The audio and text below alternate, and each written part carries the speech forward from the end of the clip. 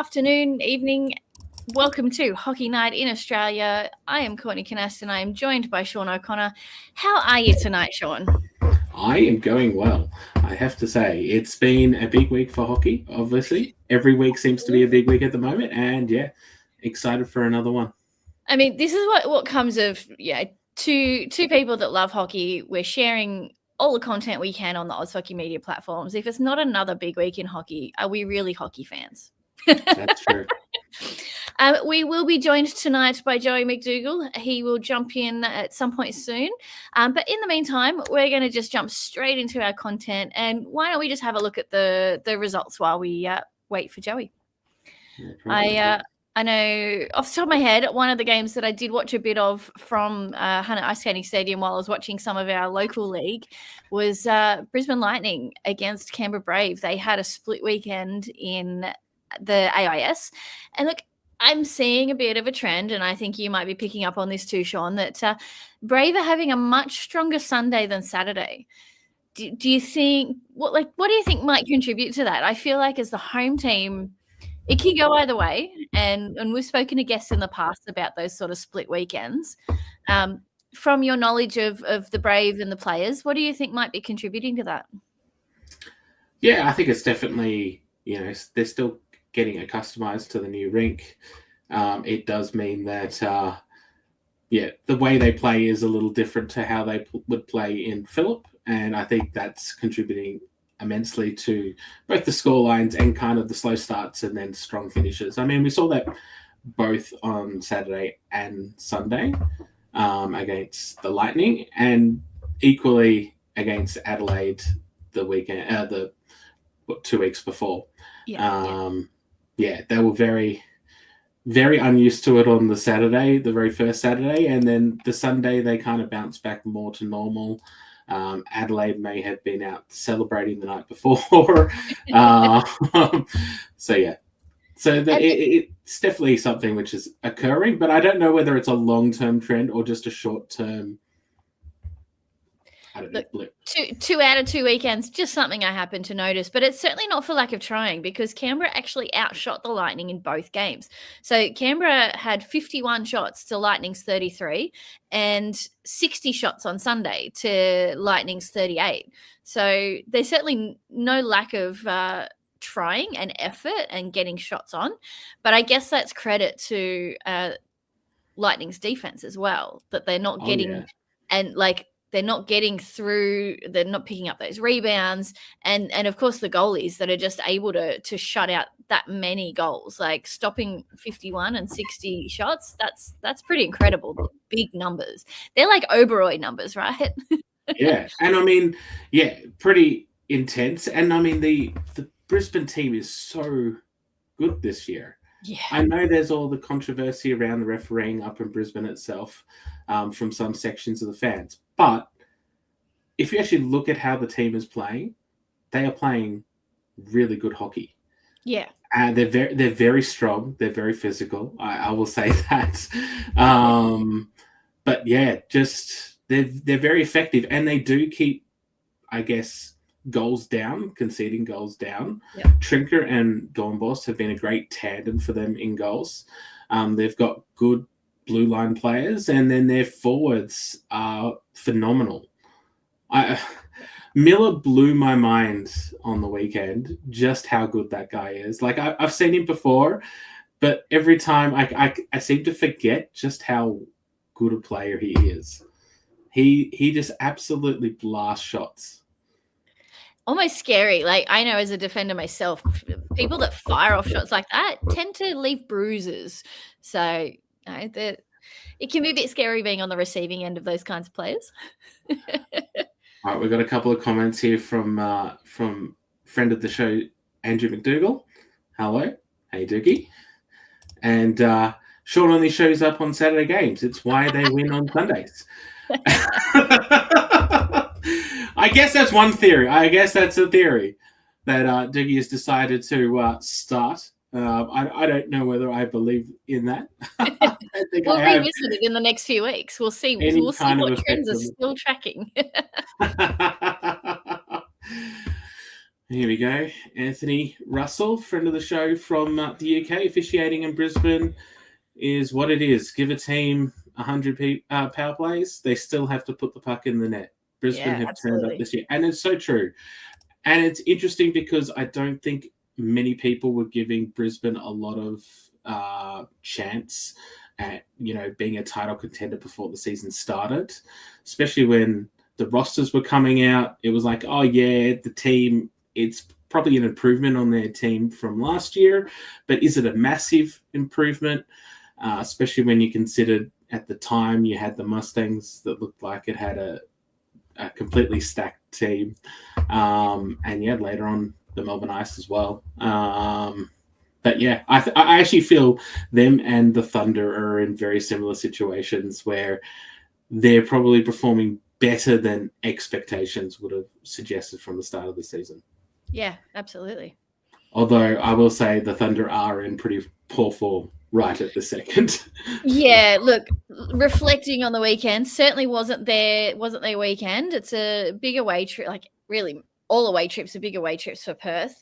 But 2 losses can hurt, and they'll be feeling that when you're coming away with no points, especially with how close the ladder's going to be all year. When you're only 8 teams competing for 6 spots, every game is really important. And for most teams, I think we've cracked that 15 game mark. So we're pretty much halfway through the season. And two big losses, they'll be wanting to turn that around in the coming weeks.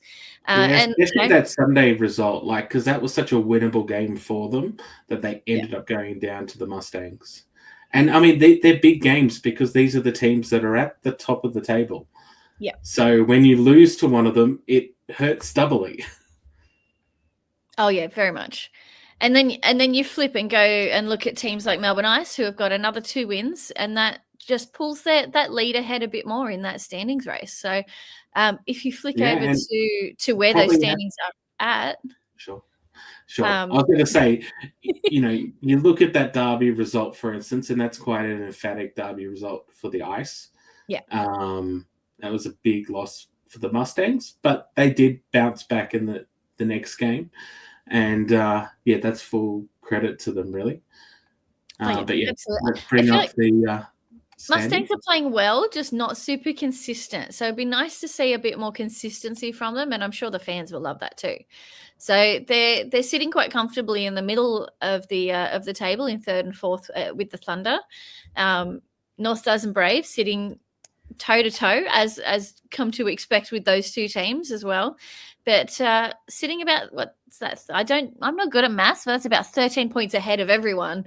Melbourne Ice sitting at the top, so they'll be feeling pretty comfortable, and that kind of buffer can potentially take some pressure off, so they can just play good, clean hockey. I think as a fan watching, sometimes when you're paying close attention to these standings, it's like that 3 points is so important. And like for upcoming games for Newcastle, especially, we want to keep that 5th spot and potentially move up. I think end of the weekend. So we could equalize with Thunder at the end of the weekend. Equally at the moment, you're currently equal with Canberra. If by chance, if Newcastle don't win games in this weekend, Canberra's not playing. We're still in that race with the Adrenaline, especially at the moment, for those final spots in the playoffs. So it's tight. But equally, I think most teams there are pretty close. Yeah. I mean, the Ice have pulled out a big lead. Although if the Lightning won all their 3 games in hand, they would only be 3 points behind. But that's a big ask because you don't often win all your games in hand in this league.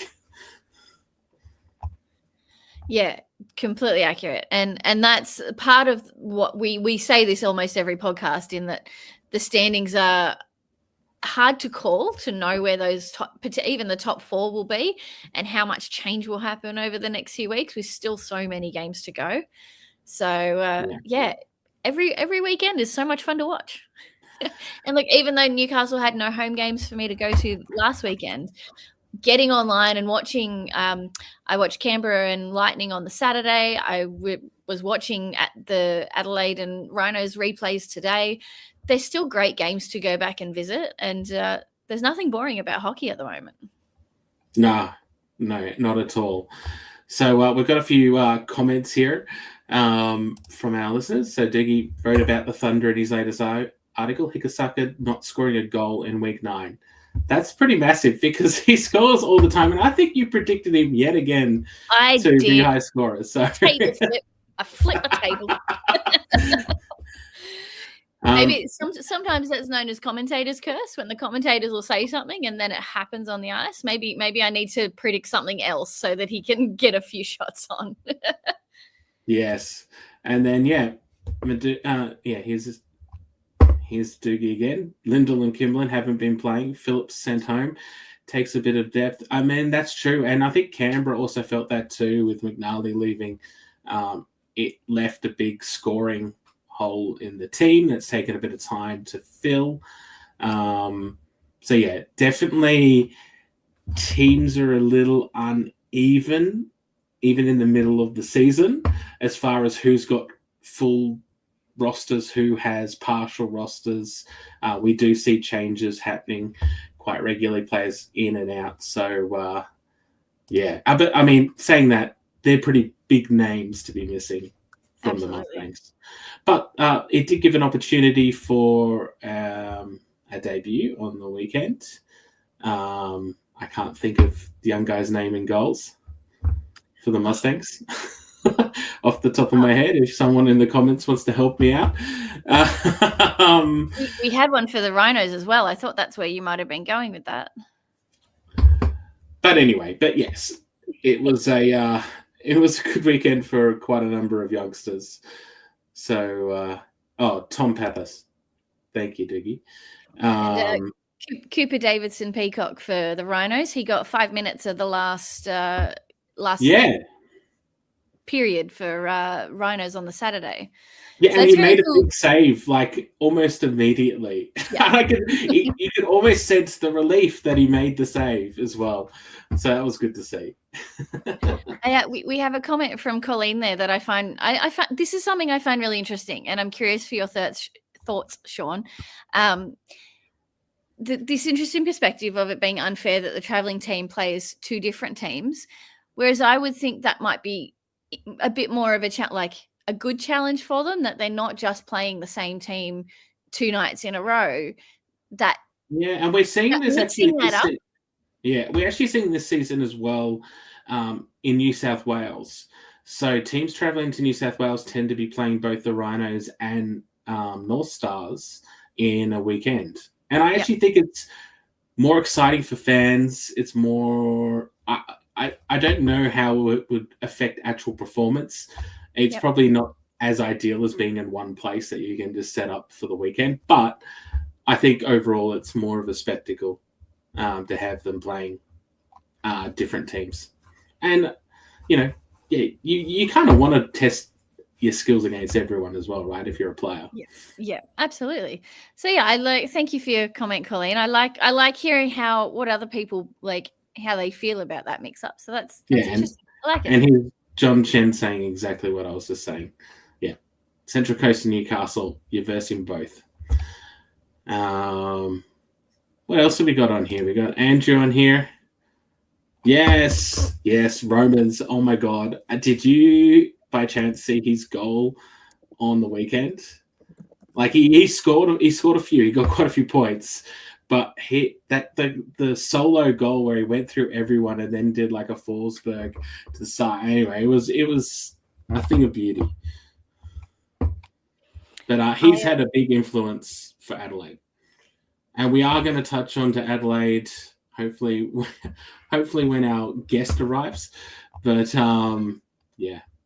it was a pretty big weekend for Adelaide. Yeah, absolutely. And they're off the bottom of the table. Yeah, which will feel good. So obviously not so much for the Rhinos, but still lots of hockey to be played for both teams. Yeah, here we go. Darcy Flanagan was the same as Sydney for years also. That's true. You'd often verse the Ice Dogs on one night and the and the Bears on the other. And Anthony, is it less fair to face two Melbourne teams back-to-back or make them travel 500 kilometres, or as the Aussies call it, a trip to the shops? I mean, and that's true. Accurate. Yeah. So we had a couple of milestones this weekend, Sean. Do you want to run through those? Yeah, sure. I can run through the milestones. I will bring them up. So they're both milestones this week are Canberra milestones.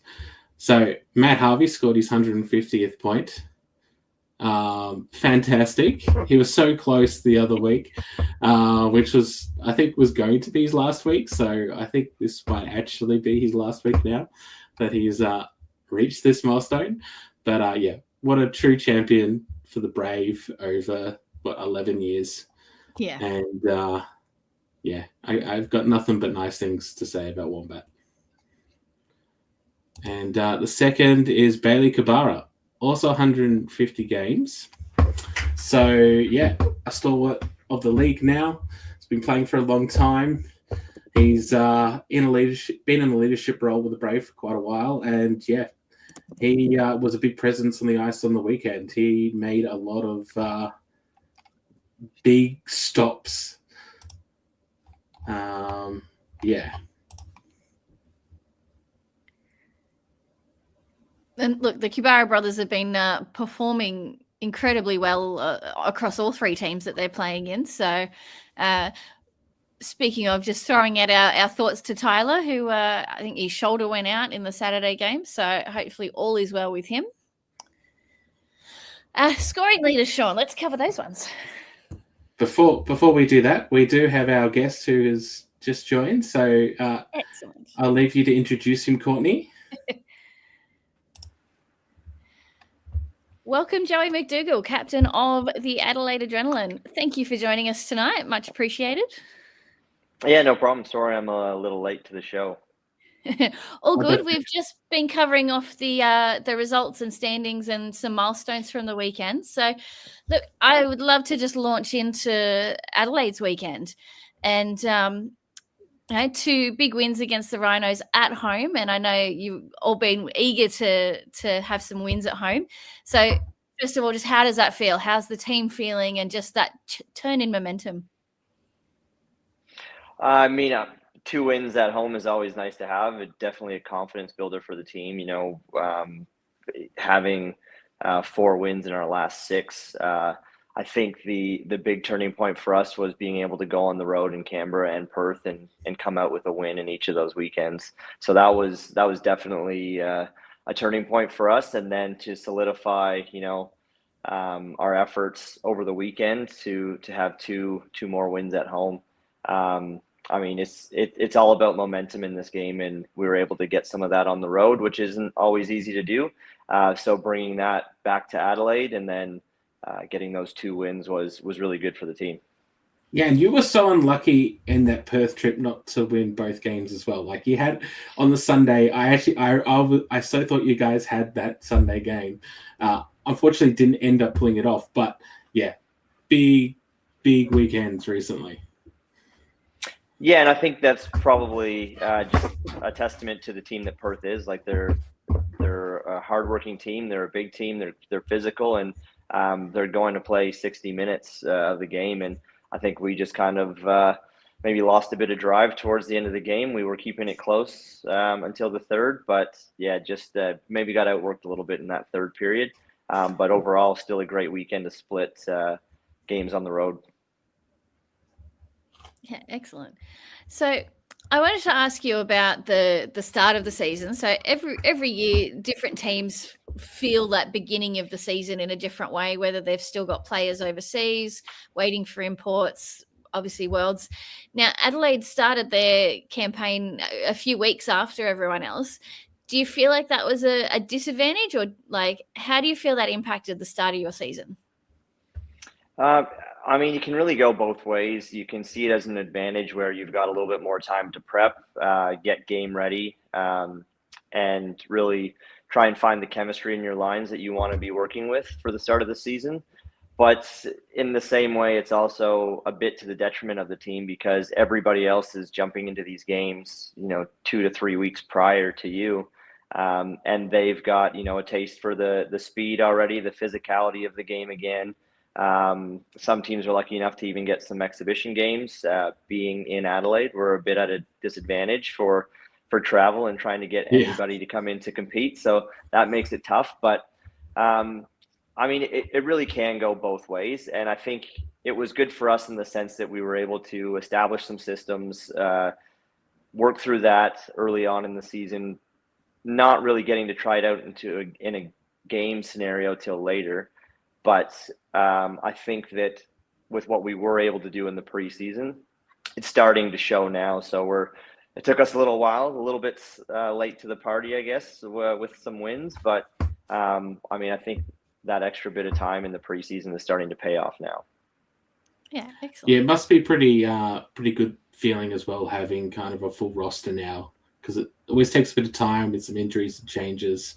But yeah, the additions of both Romans and Koi have been really good for the team, I think.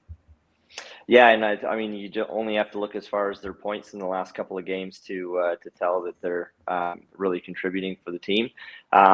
And even outside of that, we struggled with a few injuries early on. We were struggling with some sickness in the team. So it's kind of all happened at once for us, where it was over the span of about 3 or 4 weeks. A couple guys go out with basically season-ending injuries, and then a few with some injuries that are going to take 3 to 4 weeks to recover from, and then even this long sickness that everybody seems to have. Jamie was telling me when you guys were in Canberra just how sick some of the boys were. So it's a bit of a running joke at the moment with how much everybody's coughing, and it just seems you get out on the ice and you start doing a bit of physical activity and it just comes on twice as bad. So we're starting to come around from that. So it's good to see, and this bye weekend will hopefully give everybody the opportunity to be able to get back to 100% health. So you've been the captain for the Adrenaline for quite a bit of time now. How have you noticed the difference in the youngsters coming through at the Adrenaline? Because you've got quite a number of young guys on the team. But this season, I've noticed that the production from the local guys have been picking up quite a lot. How have you found, teaching these youngsters AI hockey, I suppose? Yeah, I don't know how much they've learned from me. Probably not much, but definitely I think it just comes with the reps and getting into games.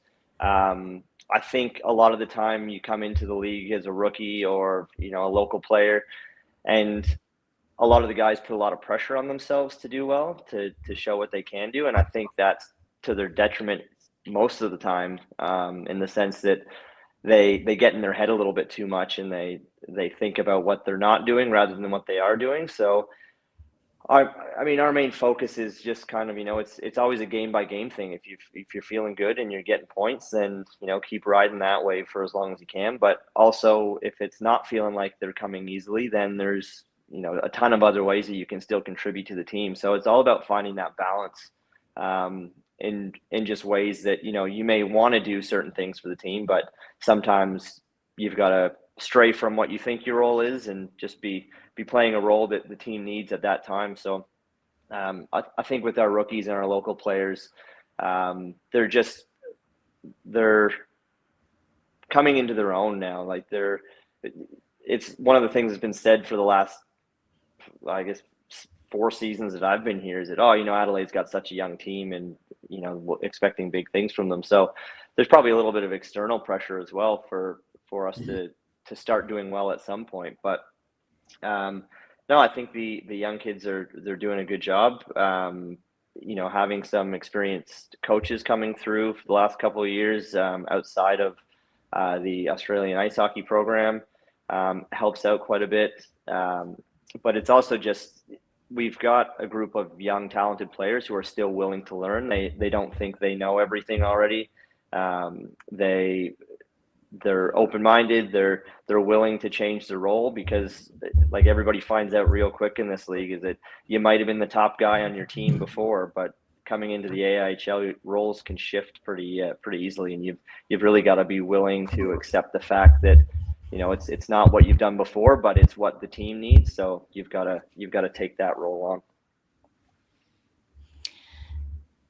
From that, I want to lead in. Sean's got a highlight video of one of your goals. So, as captain, I feel there's that leadership role of, lead from the front, get the goals, help the team build momentum. So, we'll have a quick watch of this video, and I'd love to just hear your thoughts on just that moment where you get the goal. It lifts the team, and how it can change the game. Works off the left wing. Chen pumps his way down low. Plays it off to Kyle McPhail, who gets a big rebound. Chen centering play. Backhand scores! Joey MacDougall finishes off a nice sequence of hard work, and Adelaide draw first. Yeah, I was just about to say that yesterday, especially the combination. Can you guys hear me? Yeah. Yeah. Yeah, okay. My mic was saying that it's cut off. Sorry about that. I got a call halfway through and had to decline it. But just going back to what I was saying is just any given night can be anybody's point streak. So like you mentioned before, Romans and Coy have been really tearing it up. And a guy like Josh Atkins as well. He's had a hot stick recently, and Nate Benson.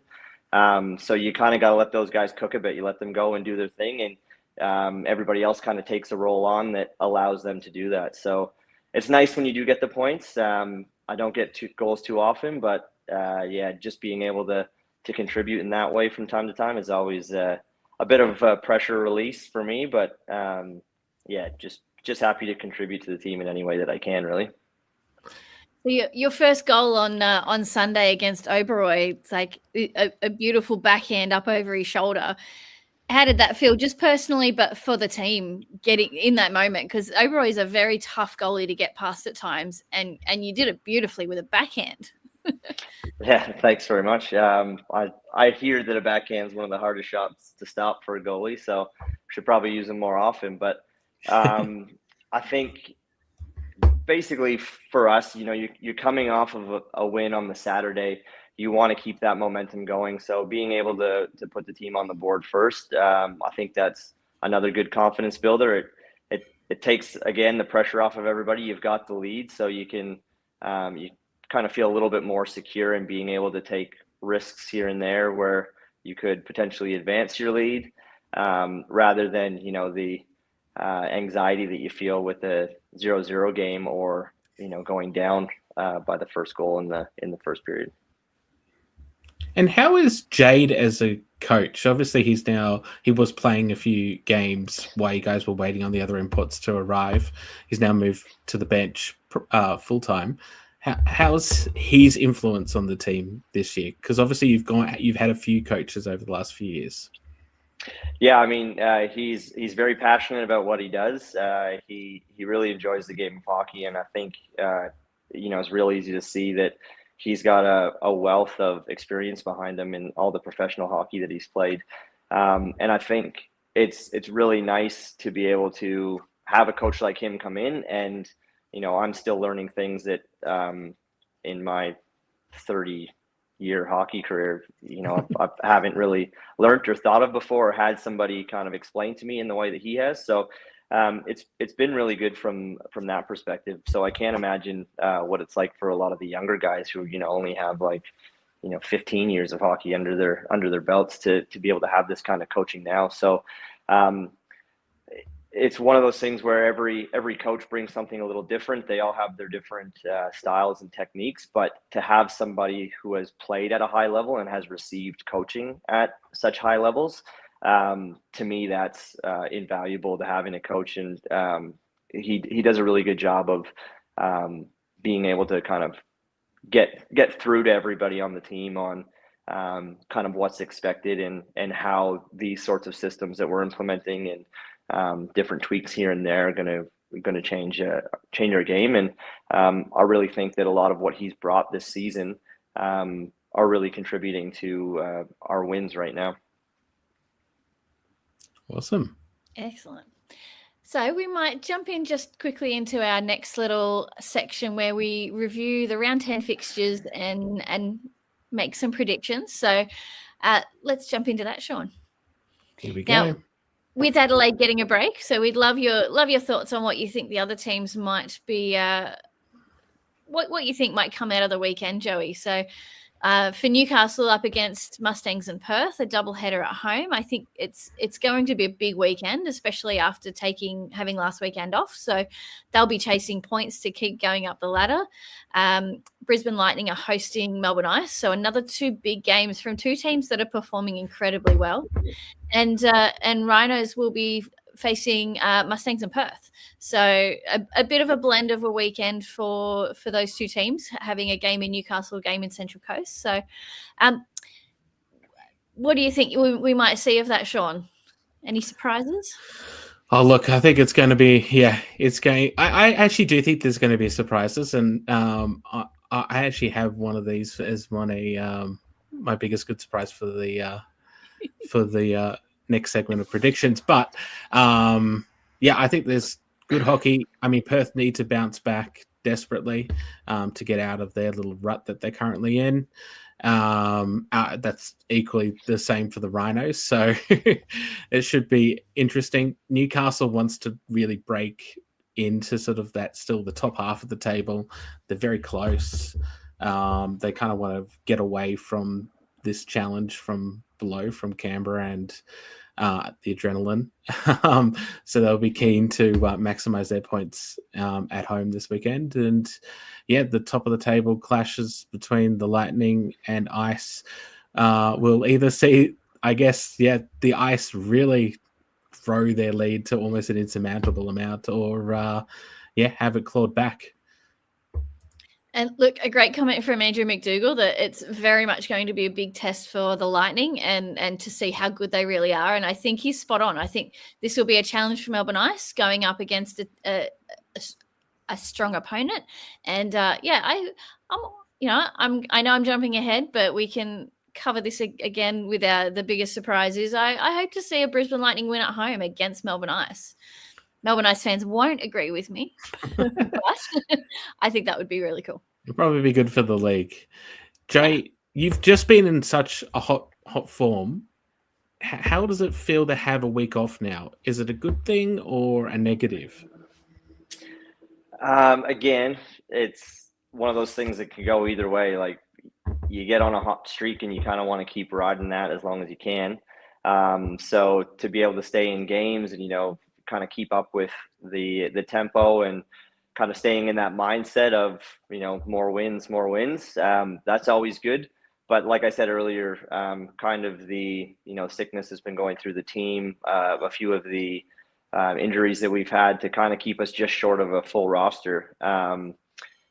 It's good to have the weekend off to be able to, I guess, fix some of those issues, or just give the guys a little bit more time to rest and be prepared for a big weekend next weekend against the Mustangs.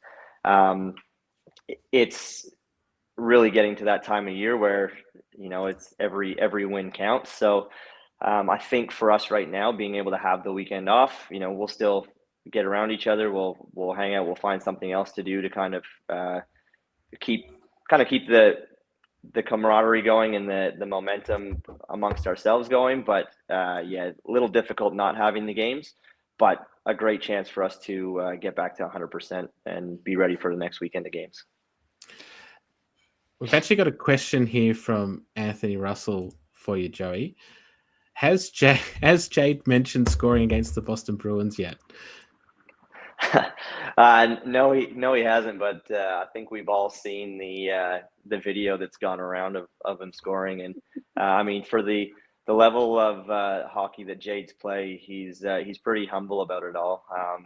I mean, like I said, the wealth of experience that he has and is bringing to the team through coaching is great. But definitely, I'm sure everybody got to see flashes of his his skill and greatness when he got to play a few games, and we definitely see it in practice from time to time. Yes, Anthony was telling me during the last week that he has mentioned it more than on one occasion when playing in England. So, alrighty, shall we move on to the next segment? Yeah, let's jump into predictions, and then we might chat a bit about finals. All right. Go to the first prediction. So our first prediction, I think is good.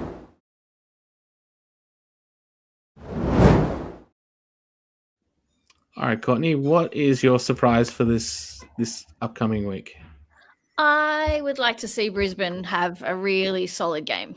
So even close game, because Melbourne Ice has sort of shown themselves to be dominating games and doing quite well against every opposition they meet. So I'd like to see Brisbane top that. Yeah, nice. My biggest good surprise this week, I had a Rhinos victory this weekend. I think they're in for a good chance to break their streak and give their fans something to cheer about, especially being at home.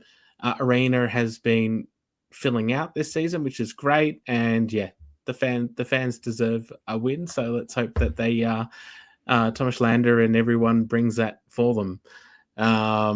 Yeah, the other good surprise that I had thought of was a regulation loss for the Ice to give the I guess the top of the table league standings a bit more of a closer look to breathing room. Yes. All right. Let's move on to the Goalhorn Breakers.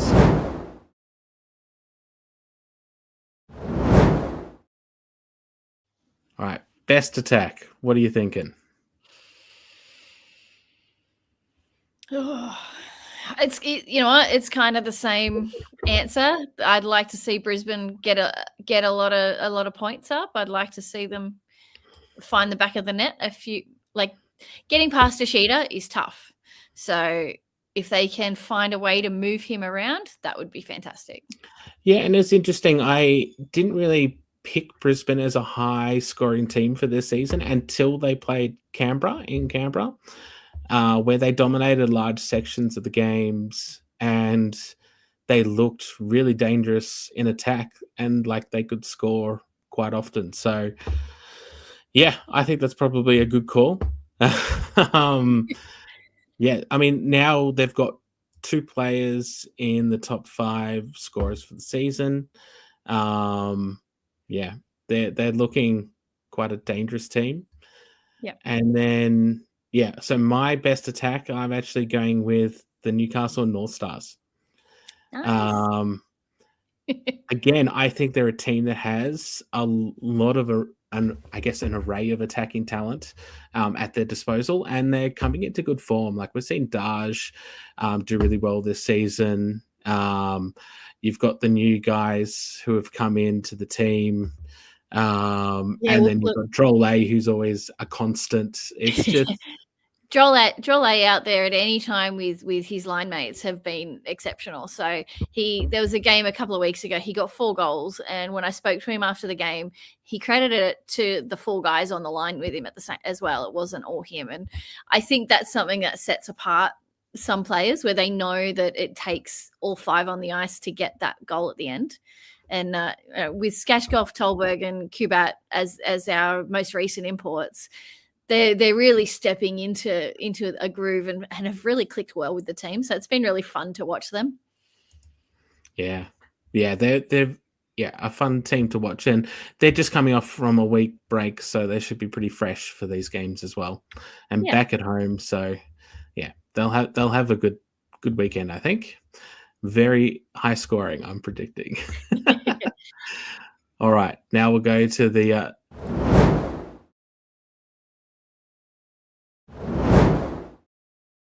blue line defenders. Okay, so who's going to concede the least?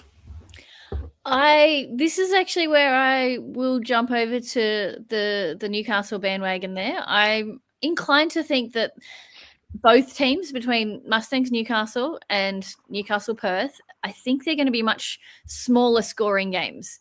because all three of those teams have been quite solid. So I think what we'll see out of those two games on the weekend is a smaller margin. So not that big blowout of, and 7-2 or 9-5. I think it's going to be maybe 2-1 sort of score, like 1 to 2 goal difference. Yeah, fair enough. Joey, do you have any prediction this weekend? Who's going to have the best defense? Just going by experience, Brisbane's looking pretty good. I know we haven't played them yet, but they've been able to pull out a few big wins. There's some good talent there. Yeah, Trinker and Dornbos have been in excellent form this season. Yeah, they really have, and kudos to Trinka. Like, he's been doing some pretty good work, like leaps and bounds from some of the years that we've played together. So that's although great his brother's to see. also done pretty well for you guys. Yeah, Dom is doing very well. So nice to see him get his first goal last weekend. So hopefully more for him coming soon. But yeah, and then I guess you just have the Ice is such a wagon. They're doing real well, and the addition of David Booth is pretty incredible. But it's one of those things where it's hockey, right? So anything can happen. You've got to be there and ready to show up to play that night, and whoever does usually gets the win. Yeah, I have to say this follows on to mine. So my prediction was the Melbourne Ice for this weekend. They have been vastly improved in their defensive play this season compared to the last few seasons. I know that Ishida hasn't picked up the shutouts like he has in previous seasons, but I'm sure he's due for another one. And Jeff Coop actually and Doogie talked about this on their show last Saturday, on Saturday morning, just about the fact that they don't have those lapses where they leave like the back post open this season, and it's making a big difference for them.